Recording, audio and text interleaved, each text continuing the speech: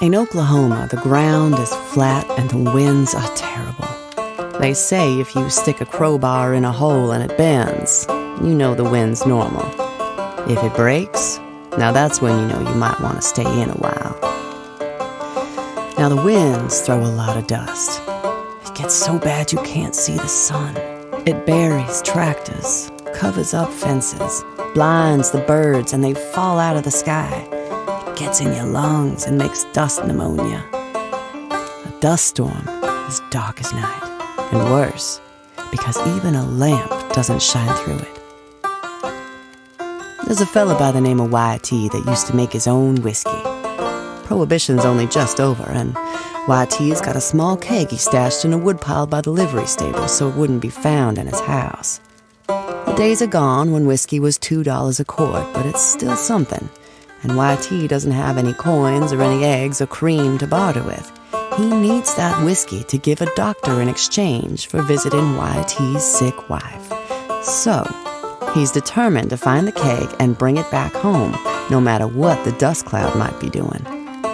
While he's wandering around, the sun goes down and the dust gets thicker, and pretty soon Y.T. can't see his thumb at the end of his arm. The last thing he saw was the church, so he figures he must be around back of the churchyard. He keeps walking though, because what else can he do? When all of a sudden, whoomp, he falls down a hole. Now, he's down in this hole, and the wind's less, but the dust is still pouring in from above, and Y.T. can't see a thing. But there's a smell like a hog butchering. So Y.T. figures he wandered around back of the church, and he must have fallen in a grave that they left off digging on account of the storm. And with the smell, he thinks that they might have even put the body in and just left it there for the dust to cover up. As he's thinking this, he hears a voice not 3 feet from his ear, a real strange, low, raspy voice. It says, "Man, you're not gonna be able to get out." That voice frightened Y.T. so bad he jumped straight up in the air, thinking the corpse was talking to him.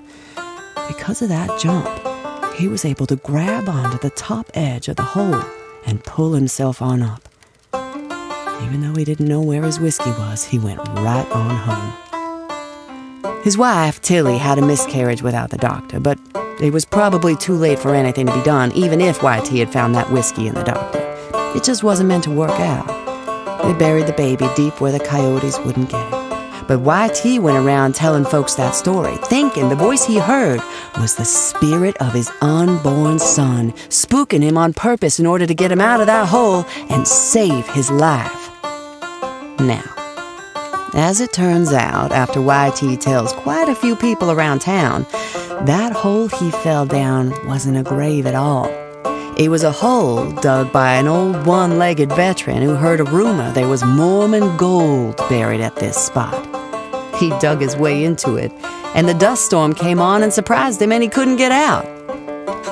This veteran was sheltering in there as well as he could when Y.T. fell in, and it was his voice Y.T. heard, and his smell, too, on account of him not having a bath in a long time.